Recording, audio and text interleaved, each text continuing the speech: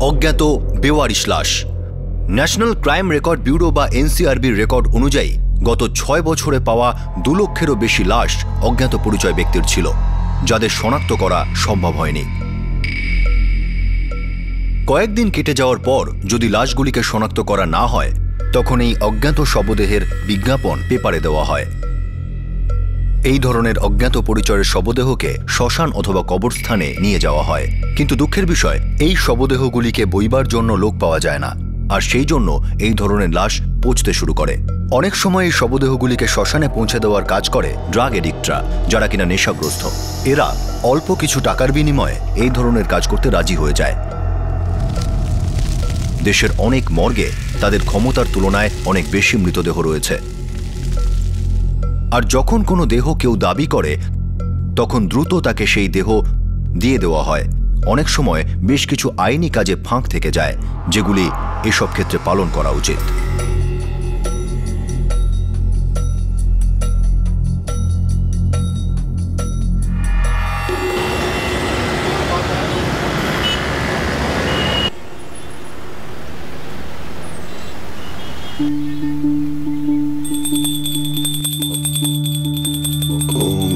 गणेशाय नमः।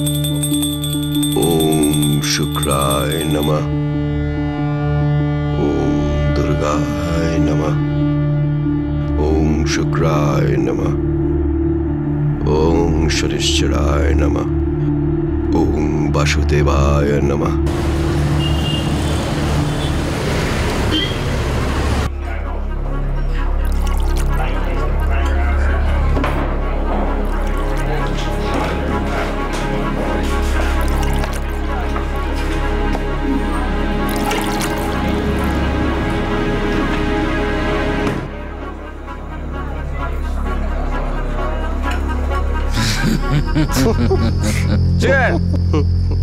অনেক খেয়ে নিয়েছি ভাই, কালকে আর খাবো না। না না, কাল আর খাবো না। কটা বাজে রে? আমি এখান থেকে বাস ধরে নিচ্ছি, ঠিক আছে? আমি এখান থেকে বাস ধরে নেবো। আরে সকালে তো যাচ্ছে ভাই, 5টা বাজে। 5টা? হ্যাঁ, তো বাস তো চলেই আসবে এক্ষুনি। আমি এখানে দাঁড়াচ্ছি, চলে যা।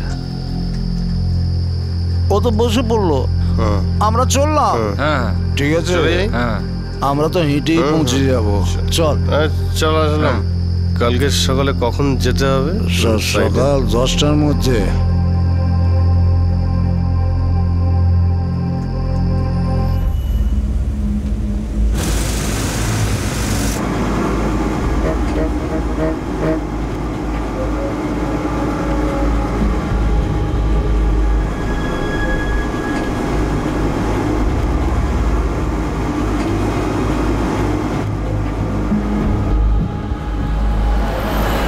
যেই হোমওয়ার্কটা দিয়েছিল করেছিলি? না রে ভাই, ম্যাথসের হোমওয়ার্কটা এত কঠিন ছিল না, শেষই করতে পারিনি। অঙ্কের কোশ্চেনটা একটু কঠিন, স্যারকে একটু জিজ্ঞেস করে। আমারও কঠিন লেগেছিল। ওর মধ্যে 2-3টে কোশ্চেন আমি সলভ করে নিয়েছি।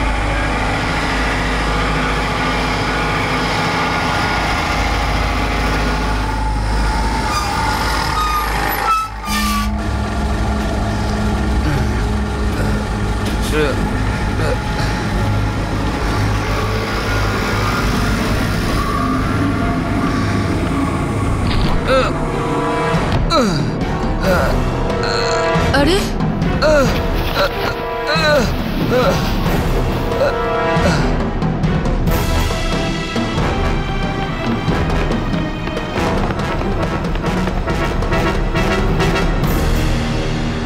আরে বাপরে, এই তো দেখছি মাথা ফেটে রক্ত বেরোচ্ছে।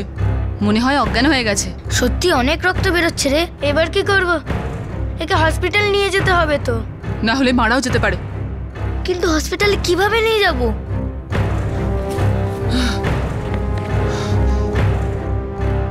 আরে কোনো গাড়িও আসছে না। হ্যাঁ হ্যাঁ, একটা লোকও তো নেই। কি করি বলতো?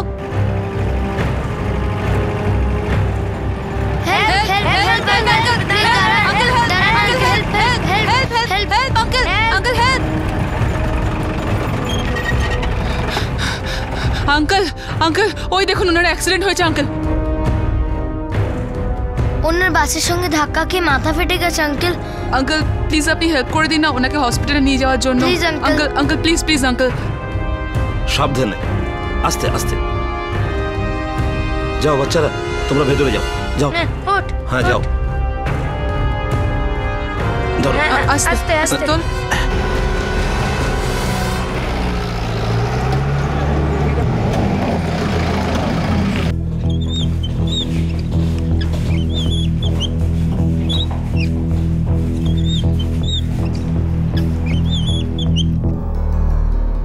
যখন আমরা স্কুলে যাচ্ছিলাম তখন আমরা দেখলাম যে বাস থেকে উনি নামলেন, ওই বাসটাই ওনাকে ধাক্কা মারলো, তারপর উনি নিচে পড়ে গেলেন। উনি তাল খাচ্ছিলেন, মনে হলো যেন উনি নেশা করে আছেন। আমরা এই আঙ্কেলের গাড়ি দাঁড় করি, তারপর ওনাকে এখানে নিয়ে আসি। বাবু তোমরা খুব ভালো কাজ করেছো। এখন আমরা এনে দেখাশোনা করব আর পুলিশকে খবর দিয়ে দেবো। তোমরা এখন স্কুলে ফিরে যাও। ঠিক ঠিক আছে। আছে। শোনো বাচ্চারা, চলো আমি তোমাদের স্কুলে পৌঁছে দিচ্ছি। ইয়ে চল।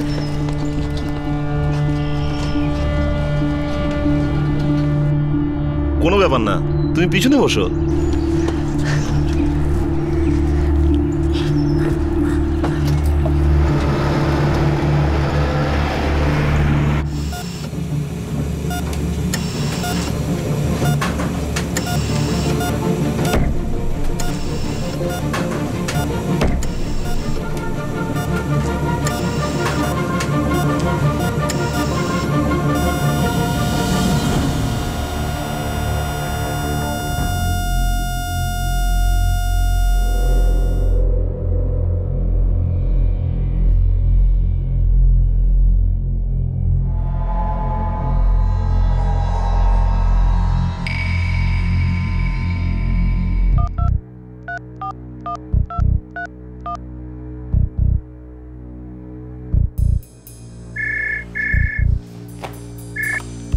গোবিন্দ রাজপুত, বাজার থানা, যোধপুর।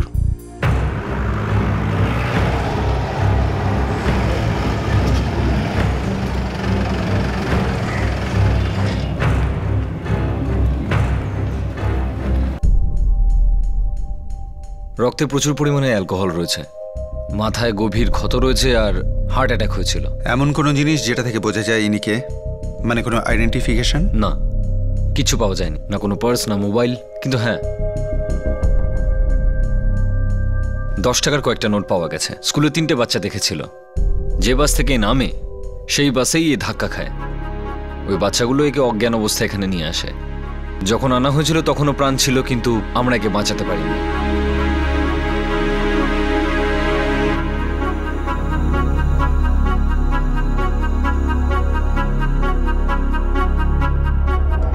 সে নেশায় বুঁদ হয়েছিল। যে বাস থেকে সে নেমেছিল সেই বাসের সঙ্গেই তার ধাক্কা লাগে। স্কুলের 3টি বাচ্চা এটা দেখতে পায় আর তাকে তৎক্ষণাৎ হাসপাতালে নিয়ে যায়, কিন্তু তবুও এই লোকটাকে বাঁচানো যায়নি। তার কাছে এমন কোনো জিনিস পাওয়া যায়নি যা থেকে তাকে শনাক্ত করা যায়। পেপারে বিজ্ঞাপন দেওয়া হয় যদি কোনো পরিচিত ব্যক্তি বা আত্মীয় স্বজন কেউ থেকে থাকেন তিনি যেন দেহটা শনাক্ত করেন। আর তারপর মৃত্যুর প্রায় 10 দিন পরে গিয়ে এই লাশটি একটি পরিচয় পায়।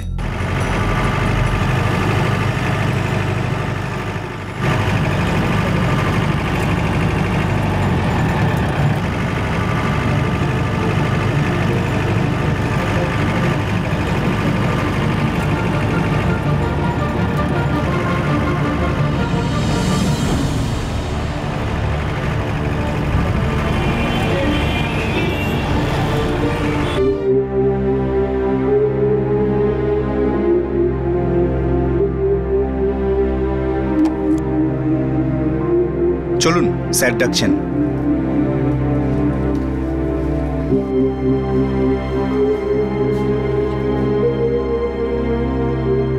এ বাড়মেরে থাকে স্যার।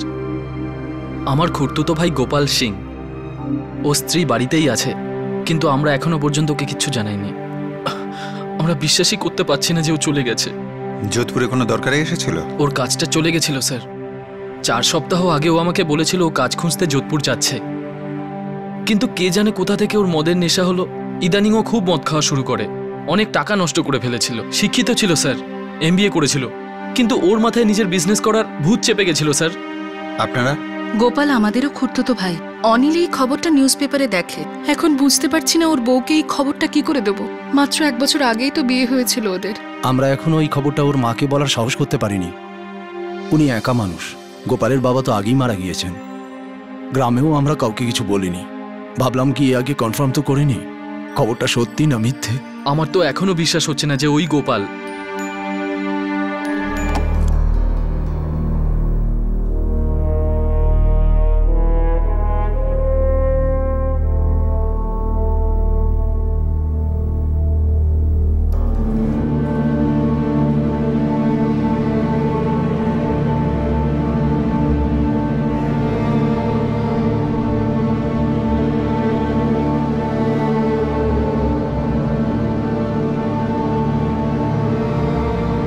আপনাদেরকে বডি হ্যান্ডওভার করার আগে কিছু ফর্মালিটিস রয়েছে।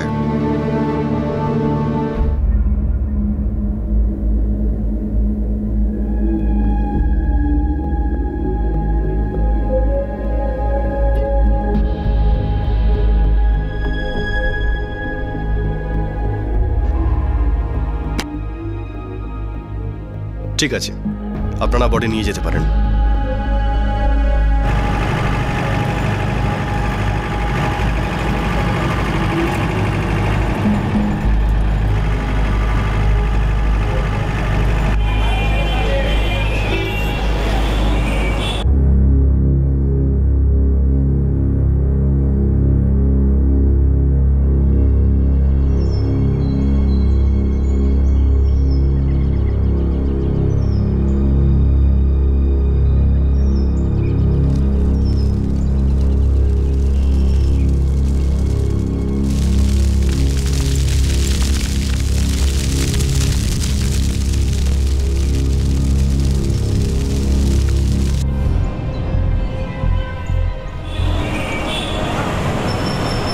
স্যার পোস্টমর্টেমের রিপোর্টটা চাই স্যার, ডেথ সার্টিফিকেট বানানোর জন্য। ওই গোপালের মা আর ওর স্ত্রীর প্রয়োজন পড়বে, নইলে কোনো বেনিফিটসে পাবে না ওরা। ঠিক আছে, কিছুক্ষণের মধ্যে হয়ে যাবে, আপনি অপেক্ষা করুন।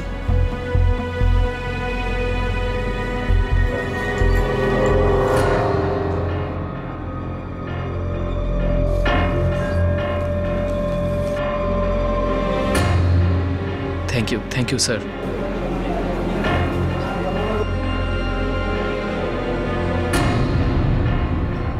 13ই আগস্ট দাহ করা হয়েছিল স্যার। দেখছি।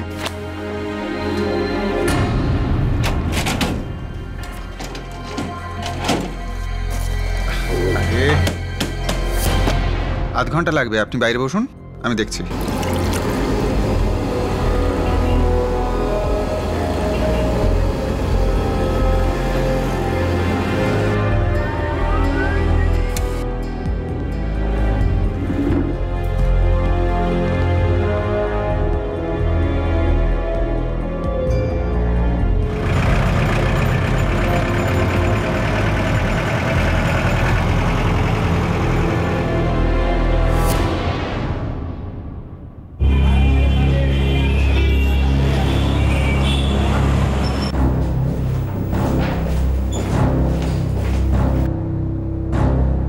স্যার, দীপক প্রসাদের মোবাইল আবার চালু হয়ে গেছে।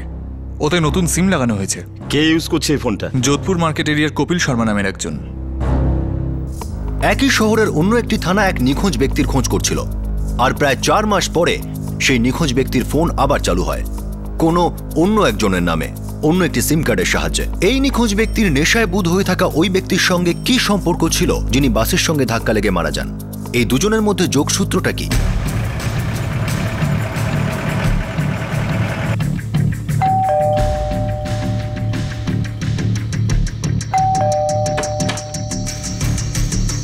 কপিল শর্মা? উনি আমার হাজবেন্ড। কেন? উনি কোথায়? বাড়িতেই আছেন। ব্যাপারটা কি? 4445768898। না স্যার, এটা তো আমার নাম্বার নয়। আপনার নামই নেওয়া হয়েছে এই নাম্বার। আচ্ছা, এটা ওই নাম্বারটা না তো যেটা 3 দিন আগে অমিতকে তুমি দিয়েছিলে? আমার মোবাইলটা নিয়ে আসো, আমি চেক করছি।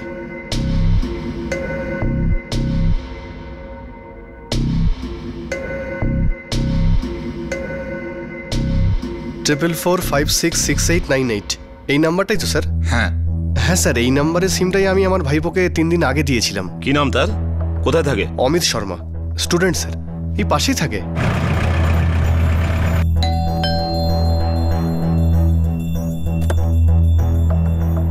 আরে কপিল, এসো এসো।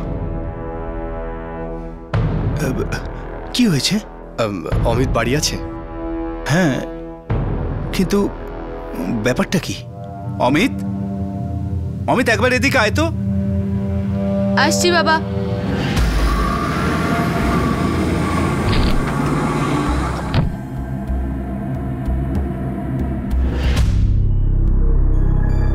অমিত, এই ফোনটা কোথা থেকে পেলি তুই?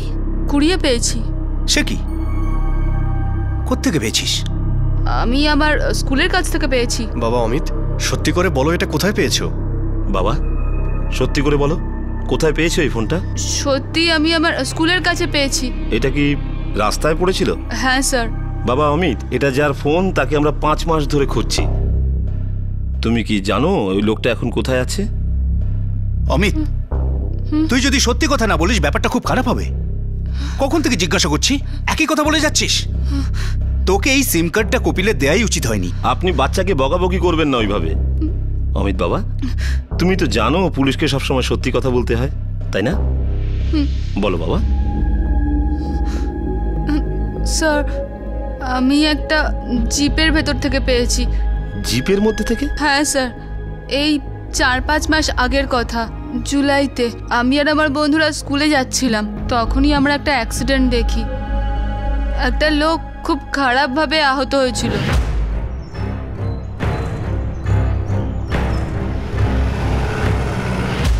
তারপর আমরা একটা জিপকে দাঁড় করাই আর ড্রাইভার আঙ্কেলের সাহায্যে আমরা ওকে হসপিটালে নিয়ে যাই। তারপর আমরা সেই জিপে স্কুলে চলে যাই।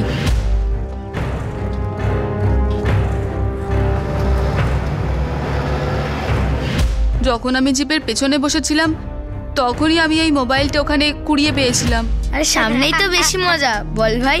ঠিক বলেছিস বিবেক, যদি চালাতে পারতাম না তাহলে আরো মজা হতো। যাতে আর একটা অ্যাক্সিডেন্ট হয়ে যায়। হ্যাঁ, পিছনে বসার কি মজা তোরা দুজন বুঝতে পারবি না।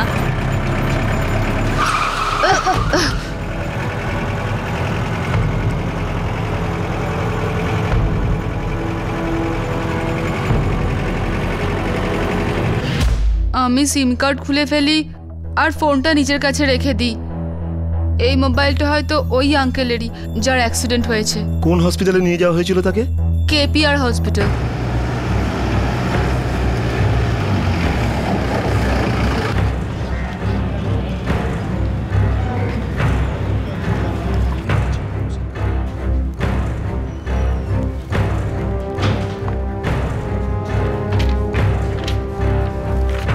এই দেখো,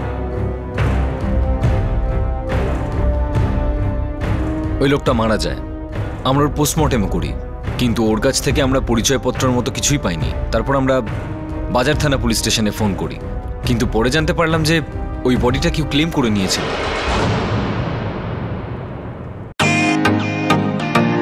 ওয়েলকাম টু বিটন world. How may I assist you? নতুন ফ্ল্যাটের জন্য একটা স্ট্যান্ড ফ্যান আর কুলার নেব। এই পচা গরম থেকে একটু স্বস্তি চাই। বাজার চলতে সব ব্র্যান্ড আর ভরসাযোগ্য নয়। তার জন্য তো আমাদের ফ্যান আছে, all purpose bullet table fan, ceiling fan. আমাদের সিলিং ফ্যান কিন্তু 30 মাসের ওয়ারেন্টি সহ পাওয়া যায়। আছে ফারাটা 2 বছরের ওয়ারেন্টি, 17 থেকে 20 মিটার এয়ার ফ্লো, মধ্যবিত্তের সাধ্যের মধ্যে একমাত্র ভরসাযোগ্য ব্র্যান্ড বিটন। আমাদের কুলারের কিন্তু অনেক range, 45 litres, 50 litres, 70 litres, 90 litres, 110 litres. Honeycomb সহযোগে বিটনের সব কুলারের ওয়ারেন্টি 1 বছর। চেনা হাওয়ায় অচেনা অনুভূতির জন্য একমাত্র আদর্শ বিটন। গরমে স্বস্তি পেতে বিটনের ফ্যান হোক বা কুলার আজই আনুন বাড়িতে। Vuitton, digitally yours.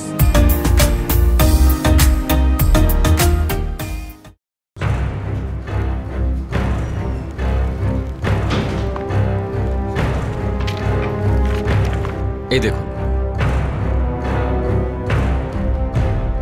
ওই লোকটা মারা যায়। আমরা ওর পোস্টমর্টেমও করি, কিন্তু ওর কাছ থেকে আমরা পরিচয়পত্রের মতো কিছুই পাইনি। তারপর আমরা বাজার থানা পুলিশ স্টেশনে ফোন করি, কিন্তু পরে জানতে পারলাম যে ওই বডিটা কেউ ক্লেম করে নিয়েছিল।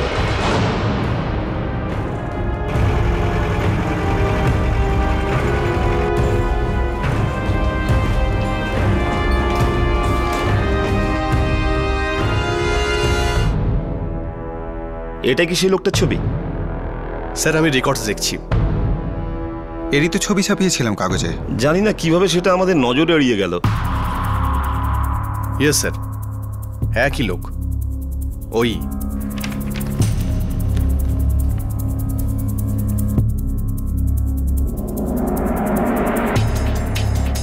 বাড়মেরের কোনো অনিল রাঠোর ক্লেম করেছিল, নিজেকে ওর কাজিন বলেছিল, আর মৃত ব্যক্তির নাম গোপাল সিং বলেছিল। কিন্তু এর নাম তো দীপক প্রসাদ, একজন পুরোহিতের ছেলে।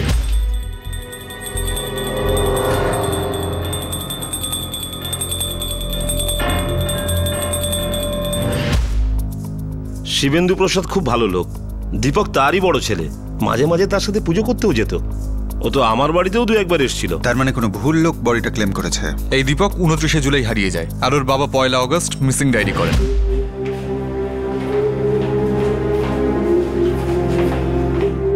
কি বলবো অশোক বাবু, দীপকের না পুজো পাঠে মন আছে, আর নিজের কাজটা মন দিয়ে ঠিকঠাক করে না, তার উপরে নেশা করার অভ্যেস। আপনি চিন্তা করবেন না ঠাকুর মশাই, ব্যাপারটা আমরা দেখছি। স্যার 2 দিন হয়ে গেছে দাদাকে পাওয়া যাচ্ছে না, ওই রকম কখনো করে না স্যার, এবার তো চিন্তা হচ্ছে। আচ্ছা আপনারা কি আমাকে বলতে পারবেন ও কোথায় যায়, কার সাথে যায়? স্যার কোথায় সেটা বলতে পারবো না, তবে হ্যাঁ ওর 2 বন্ধু আছে, ও ওদের সঙ্গেই সময় কাটায়, কিষান আর নমন। স্যার ওরা ওনার সঙ্গে কনস্ট্রাকশন সাইটে কাজ করতো।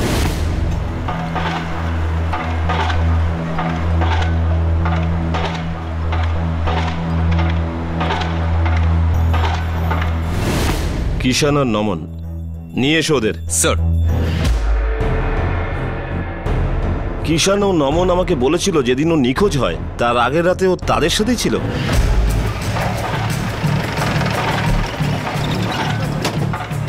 স্যার স্যার কি হয়েছে শুনুন, চল বলছি। আমি কিছু জানি না স্যার। স্যার এটা কি করছেন স্যার? স্যার আমার কথাটা তো শুনুন। আরে স্যার জানি না বলছি, আমি কিছু জানি না স্যার। চল।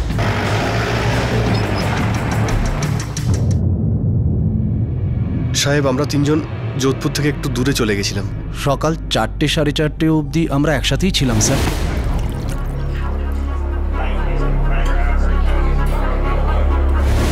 আর তারপরে যে যার বাড়ি চলে আসি। দীপক বলেছিল যে ও বাসে চলে যাবে। কটা বাজে রে? আমি এখান থেকে বাস ধরে নিয়েছি, ঠিক আছে?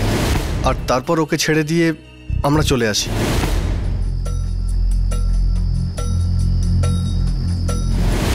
তারপর কি হয়েছিল আমরা কিচ্ছু জানি না স্যার, শেষবার ওখানেই দেখেছিলাম।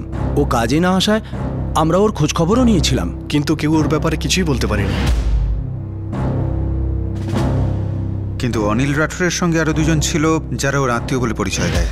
গোপাল আমাদেরও খুঁড়তুতো ভাই। ওরা বলেছিল গোপাল ওদের খুঁড়তুতো ভাই।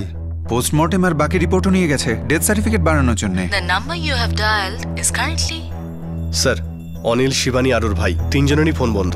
আমার মনে হয় এটা কোনো চক্রের কাজ, অথবা এর পিছনে কোনো উদ্দেশ্য আছে। লাশটাকে ওরা কেন ক্লেম করেছিল সেটা এখনো জানা যায়নি। স্যার আমার কাছে অনিল রাঠোরের বাড়মেরের ঠিকানা আছে।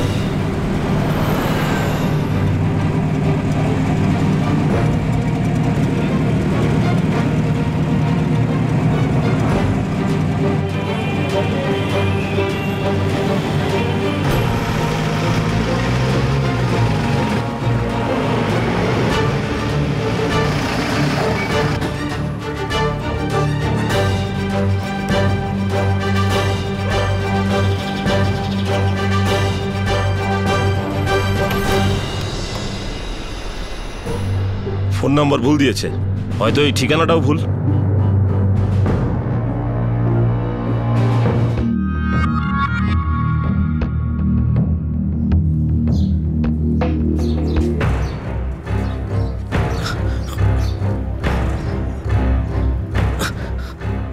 আরে কি হলো? আমরা এখানে থাকতে পারবো না। কেন? আমাদের এখান থেকে বেরোতে হবে, তাড়াতাড়ি চলো এখান থেকে, চলো। এই শোনো। হ্যাঁ স্যার, কি হয়েছে? এটা অনিল রাঠোরের বাড়ি তাই তো? না স্যার, এখানে তো কোনো অনিল রাঠোর থাকে না। পাক্কা এটা ওদের একটা চাল। 12/16 এটাই তো?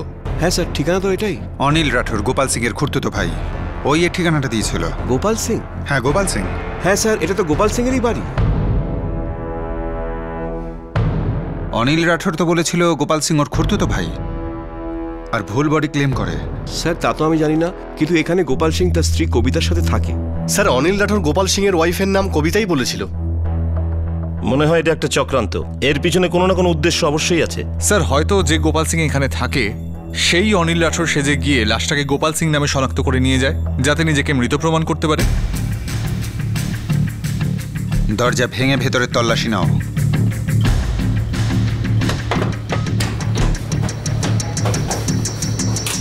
সারা ঘরে তল্লাশি চালাও। এই অনিল রাঠোর বড় ঠকবাজ মনে হচ্ছে।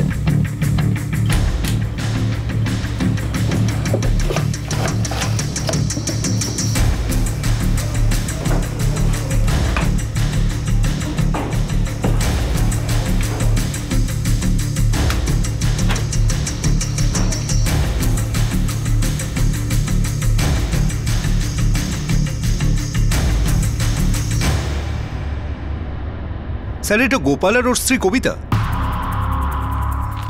এই লোকটা বেশ ভালোই চাল চেলেছে, কিন্তু ধরা কেন পড়লো না? পেপারস ওয়ার্কের সময়ও কি আপনারা কিচ্ছু বুঝতে পারেননি? স্যার ওই লোকটা প্যান কার্ড, ড্রাইভিং লাইসেন্স যাই দিয়েছে সব অরিজিনাল মনে হয়েছে।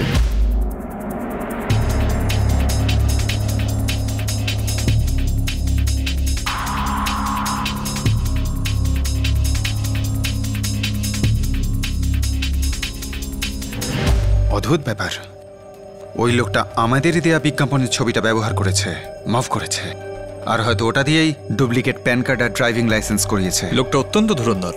সে নিজেকে অনিল রাঠোর বলে পরিচয় দিয়ে গোপাল সিং এর ম্যারেজ সার্টিফিকেট পেশ করে, যেটা তার কাছে ছিলই, কারণ সে তো নিজেই গোপাল সিং। সেই জন্য এই সমস্ত কাগজগুলো নকল বলে মনেই হয়। এই লোকটা এত বড় একটা ষড়যন্ত্র করলো, এর পিছনে নিশ্চয়ই কোনো একটা ওর উদ্দেশ্য আছে। স্যার হয়তো আমি ওদের উদ্দেশ্যটা জানি। স্যার পোস্টমর্টেমের রিপোর্টটা চাই স্যার, ডেথ সার্টিফিকেট বানানোর জন্য। ওই গোপালের মা আর ওর স্ত্রীর প্রয়োজন পড়বে, নইলে কোনো বেনিফিটসে পাবে না ওরা। বেনিফিটস, সুবিধা, ইন্স্যুরেন্স। নিজেকে মৃত প্রমাণিত করে অ্যাক্সিডেন্টাল ডেথ দেখিয়ে ইন্স্যুরেন্স কোম্পানির থেকে টাকা আদায় করা। তাহলে তো নিশ্চয়ই কোনো ইন্স্যুরেন্স কোম্পানিতে ক্লেম করেছে। আমাদের এটা জানতে হবে যে গত 5 মাসের মধ্যে গোপাল সিং এর নাম করে কোন ইন্স্যুরেন্স কোম্পানিতে ক্লেম করা হয়েছে। কি ধরনের খেলা চলছিল, কি ষড়যন্ত্রই বা করা হচ্ছিল? একটা অজ্ঞাত পরিচয় বেওয়ারিশ লাশ নাম পেল, পরিচয় পেল, ডেথ সার্টিফিকেটও পেল, কিন্তু সবকিছু ভুয়ো আর জাল। মৃত ব্যক্তির মোবাইল ফোন একটি বাচ্চা পায় আর সে সেটা ব্যবহার করতে শুরু করে, আর তার থেকেই পুলিশের সামনে চলে আসে বিশাল একটা জোচ্চুরির ঘটনা। মৃত ব্যক্তি আসলে সে ছিল না যার দাবি করা হয়েছিল, বরং সে 5 মাস ধরে নিখোঁজ অন্য কেউ ছিল। অনিল রাঠোরই কি আসলে গোপাল সিং? নিজেকে মৃত প্রমাণ করার পিছনে তার উদ্দেশ্যটা কি ছিল, কি ইচ্ছা ছিল? এই মামলা আরও পরিষ্কার হবে পরের দিন, এই কেসের দ্বিতীয় তথা শেষ ভাগে।